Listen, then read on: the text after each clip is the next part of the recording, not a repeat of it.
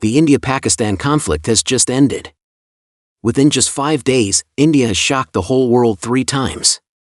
On May 13, local time, according to the report of India's NDTV television, in the morning of May 13, Modi made a special trip to the Udampur Air Force Base in Punjab state of India.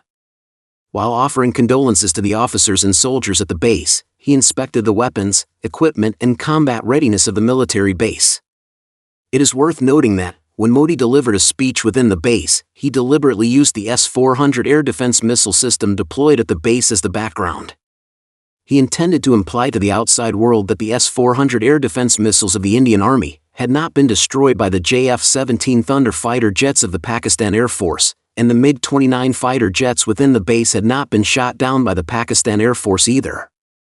However, this move with an overly obvious demonstrative effect towards the outside world has immediately attracted the attention of the Indian domestic in various media. Because Modi's eager visit to the troops' garrison to offer condolences, and his deliberate declaration to the outside world, are clearly done on purpose. In the video footage, the special car that Modi was riding in was surrounded by the Indian troops within the base. The officers and soldiers of the Indian Army kept shouting the slogan of "India will surely win." And Modi waved to the crowd. Analysts pointed out that, within just 5 days of this round of the India-Pakistan conflict, India has already exposed 3 core weaknesses, and has also given the whole world 3 great shocks. First, the comprehensive quality of the weapons, equipment and personnel of the Indian Army is so poor that it simply does not have the ability to conduct long-term operations abroad. In fact, judging from the results of the India-Pakistan air battle this time, the Indian Army has currently lost air superiority within a range of 200 kilometers on both sides of the India-Pakistan contact line.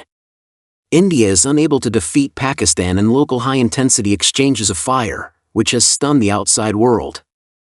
Second, the overall performance of the weapons and equipment made by the Indian military industry is worrying. During the period from May 10 to 11, the Indian Army fired nearly 100 BrahMos missiles at Pakistan. However, the vast majority of them were struck by the electronic interference and electronic warfare measures of the Pakistani Army. 90% of the BrahMos missiles deviated from their targets or were intercepted and shot down. According to the data publicly released by the Pakistani military, it shows that the guided flight of the Indian Army's BrahMos missiles is completely dependent on GPS-INS guidance. And the Pakistani Army precisely seized the technical loopholes of the Indian Army in guidance. It interfered with the nearby GPS signals while the missiles were in flight, resulting in a large number of BrahMos missiles flying randomly in all directions. This indicates that the overall level of electronic warfare of the Indian Army is extremely poor.